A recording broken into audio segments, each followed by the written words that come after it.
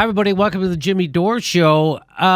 We've talked about this. Hillary Clinton, people are starting to finally open their eyes about Hillary Clinton, journalists and the New York Times, because she failed to shield women from sexual harasser inside her own campaign. That was kind of the straw, I think, that broke the camel's back for people. But,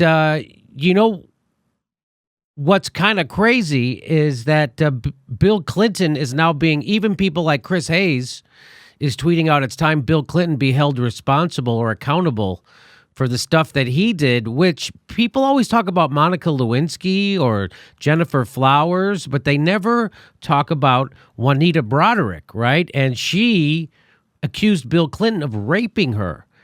And she's been totally ignored. But now with the hashtag Me Too and Chris Hayes making a tweet about it, it's gotten interest about her. She actually made this tweet where she said, "I was 35 years old when Bill Clinton, Arkansas Attorney General, raped me, and Hillary tried to silence me. I am now 73. It never goes away." And that led... and then this article in New York Magazine by Katie Halper, she sat down with Juanita Broaddrick to get her story and how she feels about everything happening right now. So let me welcome Katie Halper. Katie Halper from the Katie Halper Show.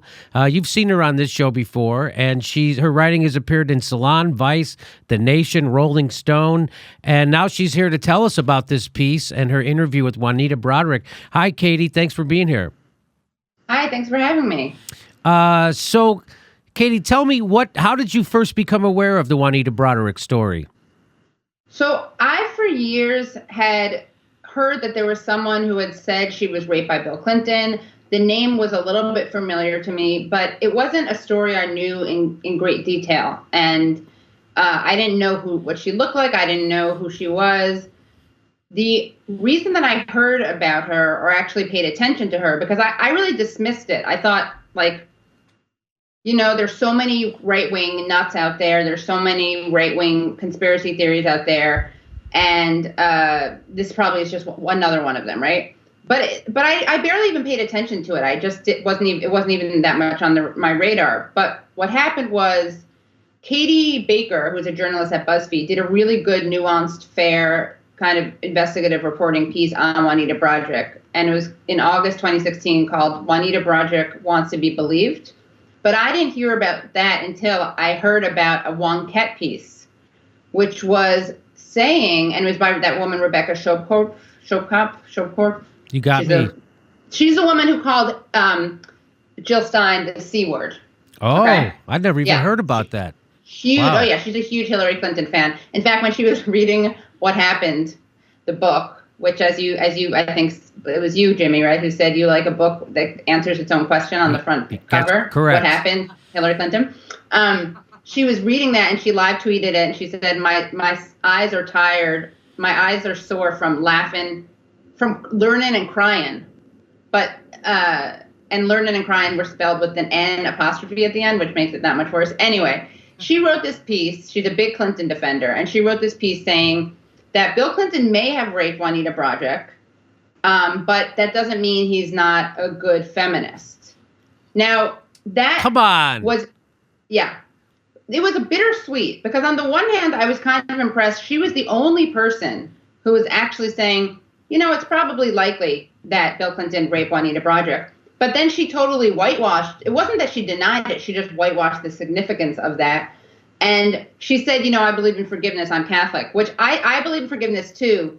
But again, this is a woman who calls Jill Stein the C word. So I don't think she's quite the Jesuit liberation theologian follower of Jesus Christ that she claims to be, right? So that made me look into the story. And I looked into it and I went and I read Katie Baker's piece on it. And Juanita Broaddrick, she never changed her story once she came out in 1999.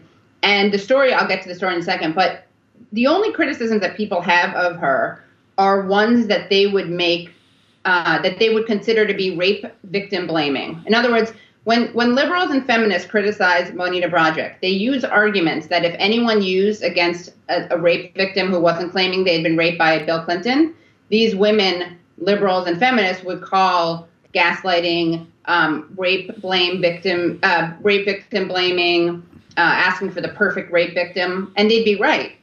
Like they're just violating their own principles when it comes to Juanita Broaddrick. And so I reached out to her on Twitter, and she wrote back right away, and we spoke, and I interviewed her, and I actually didn't release the interview because I didn't want people to dismiss, because I by then had a real reputation for being a Hillary critic.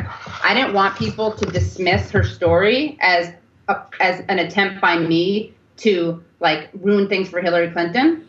So my plan was to release it when Hillary Clinton was elected, which you may have noticed didn't happen. That's not her. That's not her fault, baby. That's not her fault.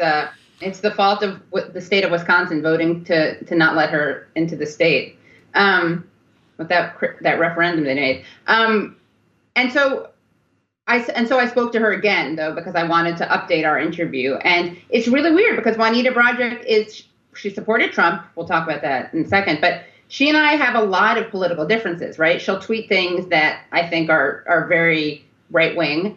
But I get where she's coming from. And we actually have like we can like talk about things that we both think are ridiculous and problematic in a way that you wouldn't necessarily expect from a woman from Arkansas who's a Trump supporter and like a socialist secular Jew, Bernie bro. Okay, from New York. So let's get to the interview, the meat of it. I just grabbed a quote. So people always ask her. She says, "I became a Trump supporter late in the campaign, and when people ask why do you support a man such as Trump, I say, quote, Donald Trump gave Bill Clinton's victims a voice that we had been denied for 2 decades." So I think that's pretty compelling, right? I mean, right. Isn't that? Do you take that as a sufficient answer to that question? Yeah, I mean, basically, she had a choice between someone who had been accused of rape by some people and someone whose husband had raped her. Like she knew for certain that Bill Clinton was a rapist because she was raped by him. So. Look, in a perfect world, what I thought about this sometimes. I've been like, what if that had happened to me? And I think, well, what I like to think I would have done would be that, if Trump invited me to speak at the second debate, I would have said yes. I would have said that Bill Clinton raped me and Hillary tried to silence me. And I would have said, also, Donald Trump is a misogynist and has been accused of rape. He doesn't care about rape victims. He's just using me. But that's a big ask, right? And I'm a very political person. I was raised very political and politicized. Juanita Broaddrick wasn't. She actually voted for JFK. She voted for Bush. She voted for Obama. And she volunteered for Clinton. She met him because she was volunteering for his gubernatorial campaign. So, and I just think that's a lot to ask, honestly. And Juanita Broaddrick is not an activist or organizer or public intellectual or politician. She's not saying she has the perfect response to this. She's a private individual citizen. And she has the right to talk about the fact that she was raped by Bill Clinton. And you know what? This is the big takeaway, I think. If liberals and feminists don't want someone like Juanita Broaddrick to go to Trump, then they needed to reach out to her and embrace her. And they didn't. They shunned her.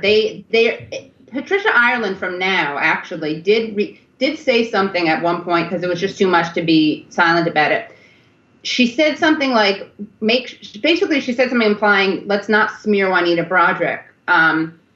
Because while most people just ignored Juanita Broaddrick, unlike Paula Jones and unlike Monica Lewinsky and unlike Kathleen Willey, although she was kind of ignored too, but Jennifer Flowers, Monica Lewinsky, and Paula Jones. And Paula Jones successfully sued Bill Clinton for sexual harassment. But Juanita Broaddrick, her story barely got any attention. But just to give you a sense of how vicious a lot of alleged progressives and feminists are, or friends of feminists are, James Carville said about Paula Jones, you never know what you'll get when you drag $100 bill to a trailer park or something. Oh, that's referring to right. Paula Jones, I remember that. Yeah. Oh. And a woman, an aide for for Bill Clinton said, referred to Bimbogate, said something about Bimbogate. Bimbogate, right. And Gloria Steinem, referring to Paula Jones and Monica Lewinsky and Kathleen Willey, who accused Bill Clinton of groping her. She said stuff. She basically like victim blamed and age she was like, this woman's old enough to be his mother, about, I think one of them, Kathleen Willey, I think. Like all these, and Betty Friedan said something really terrible about Monica Lewinsky. And like one thing that we have to be clear about is it's not like I'm naive or you're naive and we think that when a Republican goes after Bill Clinton for Monica Lewinsky, it's because they're doing it for the right reasons. Like Newt Gingrich, we all know, was having an affair right at this time, right? He's full of it. These people are not feminists. They're not allies. But we can chew gum and walk at the same time. So we can say Republicans are hypocrites, which everyone knows. Like whether you're a Hillary person or a Bernie person, we all agree on that. That's really obvious. We can say that. We can say Trump is horrible on women. And we can say at the same time, and Bill Clinton raped a woman. Yes. Well, let me just get to a little bit more of the questions people have for her, because that is fascinating. I did go back and look at that.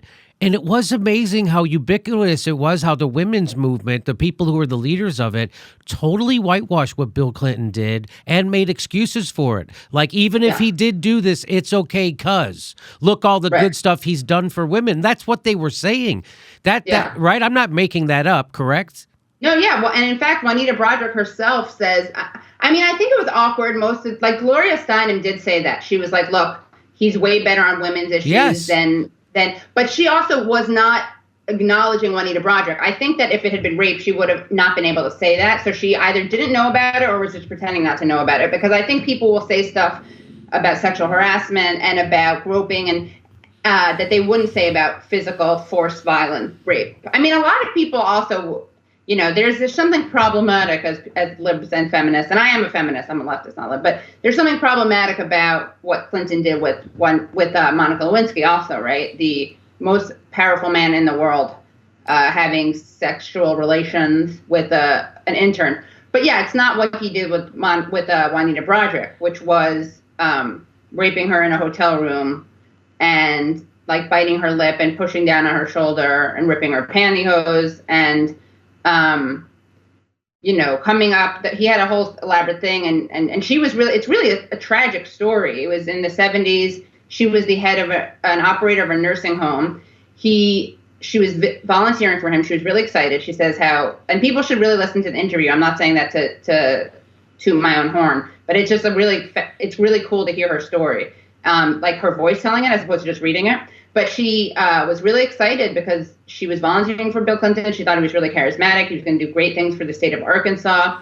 They met at her nursing home at an event, and he said, if you're ever in Little Rock, tell me, because she started telling him about reimbursements and how they weren't sufficient and how it was really hard to provide sufficient care for her clients. And he said, tell me if you're in Little Rock. She went to a nursing home conference in Little Rock, and she called him up. He said, where are you going to be? She said she was at this hotel for a conference. They were going to meet in the lobby. And then at the last minute, he said, there are a lot of people here, including reporters. Can we meet in your hotel room? And at this point, he was the attorney general. So she didn't feel, you know, the last person you think is going to break the law to rape you is probably the attorney general, right? So she ordered coffee and was really excited. She had all her this is what it's like extra. The whole thing is heartbreaking, obviously, but she had like all these papers and things ready to show him about her plans and ideas for how to do stuff differently with Arkansas nursing homes. She has it all out. And then he started pointing to the view from the window and about these buildings and he had plans for what he was going to do with them as governor. And then he started kissing her and she said no, she wasn't interested. And then he just wouldn't stop and he pinned her to the bed and raped her. And her colleague who was there with her for the conference found her and also testifies that she had a bloody lip. Wow. Yeah. So this gets totally swept under the carpet. Yeah. And then she doesn't say anything until 90. She is very reluctant to come forward, which is understandable, right? She thought no one would believe her. This is like a lot of women rape survivors have a lot of shame and guilt, right? This was in the 70s in Arkansas, so you can imagine how much stronger it would be. And it was a very powerful, and it was a powerful man. So she probably would. Well, and so there's a history of them. Well, we just talked about it, of them smearing the Bill's accusers, right? So there is a history of that. She didn't, right? So at this point, it's in the late 70s. She's afraid. She's embarrassed. Well, of course. Why did I invite a man to my room? We understand why she did it. She did it because he was the attorney general, and she didn't think it was a threat. They had been talking about politics. Right. She thought no one was going to believe her. He was the attorney general. He was running for governor. And she didn't want to have reporters would every now and then, there were kind of rumblings, as she says, about the story, and they would reach out to her. And there's actually a recording that there's a transcript is available of it. These investigators for Paula Jones showed up at her house in Arkansas on her front porch and tried to get her to say what happened. And she didn't know she was being recorded. And she refuses to talk to them. She's like, I don't want to talk about any of that. It was a long time ago. I'm not going to talk about it. I don't want my life to be torn apart the way it happened to Jennifer Flowers. And then because she really didn't want to expose herself, she didn't want to expose her son to this. She had raised a son. She signed an affidavit saying that she had not been raped by Bill Clinton. But what happens is, because she doesn't want to testify in Paula Jones's case, right? Then what happens is, like 4 years later, during the impeachment trials, Kenneth Starr hears about this, and the FBI starts asking her questions. And at this point, she realizes that she can't lie to the FBI because that's a much more serious crime. So she and her son at this point is a lawyer, and so she asks him. He tells her she can't do that. So they ask for immunity from Kenneth Starr. Kenneth Starr, who was a special prosecutor looking into Bill Clinton. And Kenneth Starr interviews her, but he decides not to use her. And so lots of defenders of the Clintons and Juanita Broaddrick cynics or deniers or rape apologists use that as proof that she's lying. Because look, Kenneth Starr, and he hated Clinton more than anyone else, and he didn't even use her testimony. But the reason he didn't use that, and this actually speaks to why she is so reliable, is because he was looking for obstruction of justice. And he asked Juanita Broaddrick, he said, did Bill Clinton ever tell you not to come forward? Did Bill Clinton ever pay you off to keep you quiet? She said, no, that didn't happen. He raped me. He called me up a couple times, and he came and found me and apologized right before he started running for president. But if she had wanted to get something out of it, if she had ulterior motives, if she was lying, she would have said, oh, they want an obstruction of justice case, so let me lie and say that Bill Clinton told me to shut up. Then it would have been relevant to the case. But because she's honest, she said, no, that never happened. So, wow, that's quite a story. So then she comes out in 1999, does the interview on Dateline. On Dateline. And they delay it, and they don't play until after the impeachment trials. And they play it opposite the Grammys on a Wednesday night. And she's like devastated because she felt like she had opened her heart and soul and said these things that are really embarrassing. And she said she couldn't watch it at the time. And then she was kind of like, a private citizen, and people would, I guess, reach out to her. But what brought her out, what made her actually tweet that thing, and I had this in my intro, but it didn't make the cut. So I'm going to do another piece about this, I think. But what made her tweet about that famous tweet that you read at the beginning of the show, which she did in January 2016, where she said, I was 35 when Bill Clinton raped me and Hillary Clinton threatened me, tried to silence me, and never goes away. She did that because in November of 2015, she saw an ad where Hillary says, I have something to say to survivors of sexual assault. No, you deserve to be heard and listened to, and we're with you. And you have the right to be believed. And that, for Juanita Broaddrick, was unbelievable and such hypocrisy. And she tried, this is actually really interesting. I opened my interview with an anecdote about how she's trying to tweet. She's trying for a month to tweet. She doesn't know why it won't send. She calls her grandson, who's 13. She can't tell him. He doesn't know. So she's not like, I'm trying to tweet about the fact that Bill Clinton raped me. So she just has to be like, why isn't this tweet working? Luckily, he's smart enough to know, like, are there numbers showing up in red? She's like, yeah. So she explains it to her. She stares at this tweet for like half an hour and then hits send. And it's like all hell breaks loose, and her phone was ringing off the hook. And that's that tweet. And that's the tweet I showed at the top about where she says Bill Clinton raped me. Yeah. And what she also says happened is that after the rape, she went to an event for Clinton. And again, all these people who like to doubt her or smear her say, well, why would you go to an event for Clinton for someone after they raped you? There are lots of reasons that people do this. She was like embarrassed. She felt like she didn't want to tell her friends who she would volunteer with. How was she going to explain that all of a sudden she's not interested in the campaign, right? And she goes to this event, and Hillary Clinton says,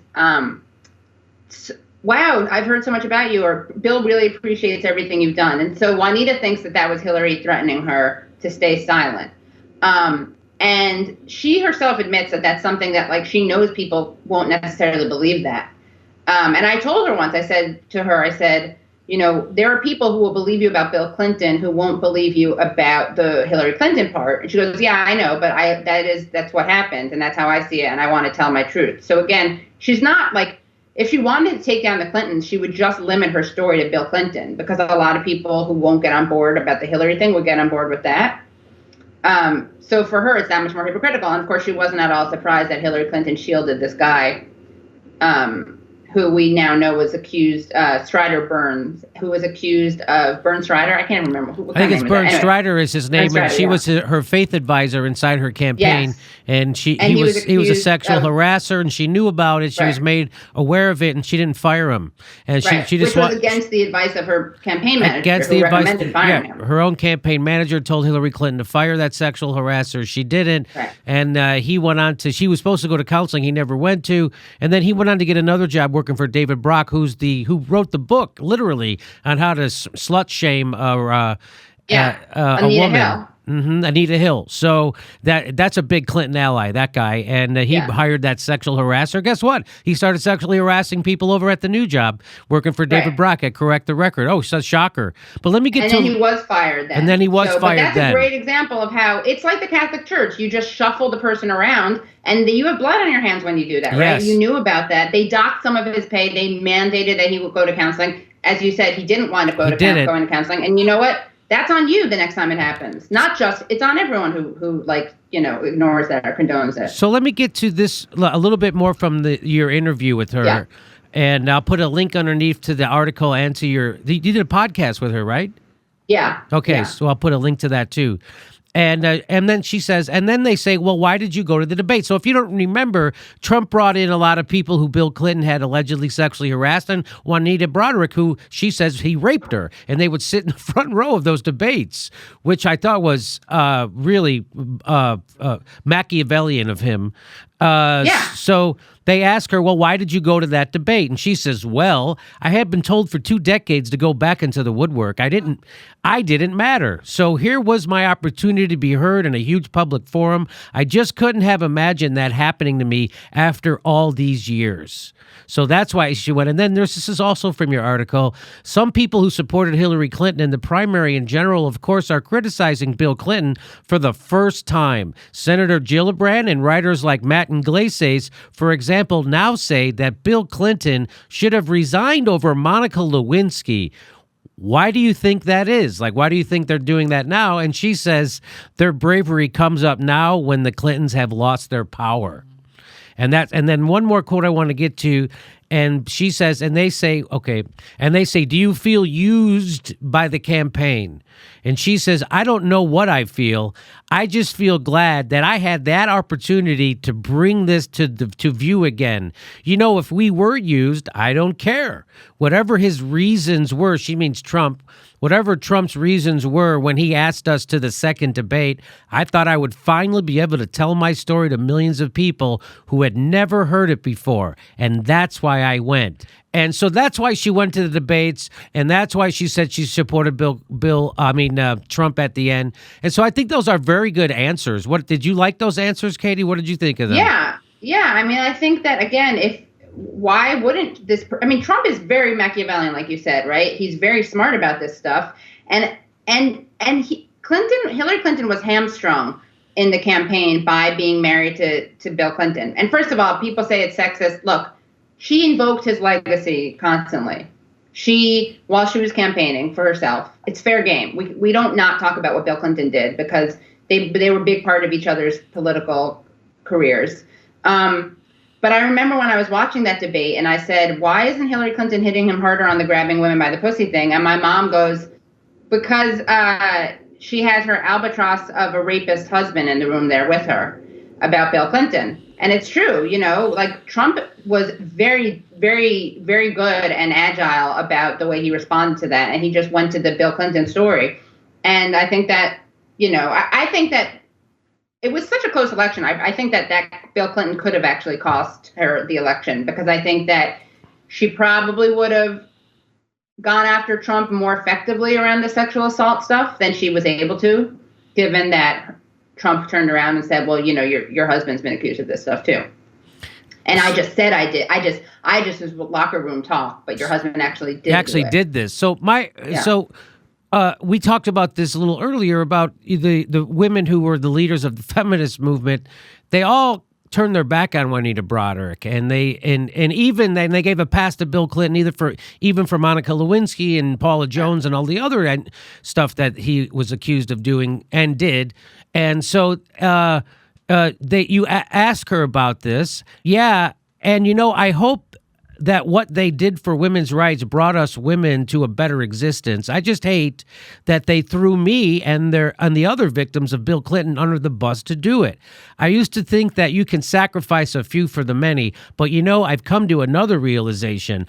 I wonder how many of the women and children and men would not have been raped or sexually assaulted over the last 2 decades if these women's groups had just done the right thing and denounced Bill Clinton. Instead, it brought us to this society of accepting Bill Clinton's transgressions. That's wrong. How many less victims would there have been had he been removed from office for what he did? And I think that's pretty powerful, and it's hard to argue against that, right? Yeah, it's really offensive that people claim this woman is a right-wing nut job and wing nut and wing bat, whatever. Like, that's a very nuanced and rational and thoughtful thing that she said. And she's even empathizing. She's giving feminists the empathy that they're not giving her. Some of them. I mean, I'm a feminist, but she's giving empathy and compassion and understanding to some of the feminists who turned their back on her that they didn't give to her. And they're the ones who claim to be feminists. I actually told her in the interview, I was like, I think you're kind of an accidental feminist, Juanita.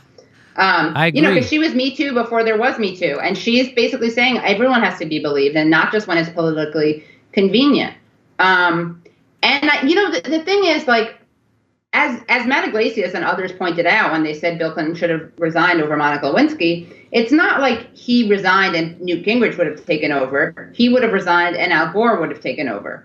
Right. So, a Democrat would have stayed in power. Right, and the other thing, of course, I was thinking of is, like, you had a chance, not to make this about Bernie, but you had a chance during the primary to endorse and support the person who wasn't married to the person who you think should have resigned over his actions. Like, that's great that you're saying this now, but shouldn't that have been some baggage that you thought maybe was, like, going to be problematic? And that could have been one of the reasons you actually... Well, that's the total ironic thing, is that a lot of people said they were voting for Hillary even though they agreed with Bernie because he was too flawed of a candidate and she was stronger in the general, which is the exact opposite. That was pretend, just like every other thing they've had to manufacture to sell Hillary Clinton. Hillary Clinton, the least popular Democratic nominee in the history of the party. She already lost once before because half the country won't vote for her, and everyone knew it then. But listen, Katie, we have to go. I appreciate you. I'm going to put a link to your story and your podcast underneath that. That's a great story. Thanks for doing that interview. Thank you. Katie Helper, ladies and gentlemen. And she has a book out. Sorry, Juanita has a book out called You Better Put Some Ice on That, which is what Bill Clinton said to her when he left the hotel room. No. About her lip. Oh. Yeah. Yeah.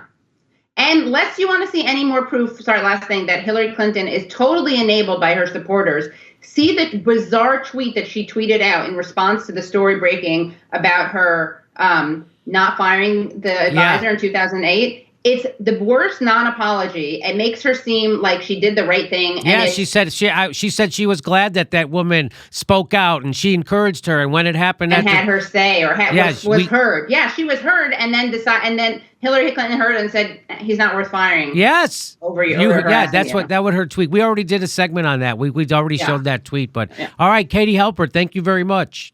Thanks, Jimmy. Please make sure you're subscribed, because you're not going to hear us talk about this if you're not. People think they are subscribed. You check. You are not subscribed. Thank you very much. We'll see you February 24th in San Diego, March 25th in Austin, Texas. Thanks for your support.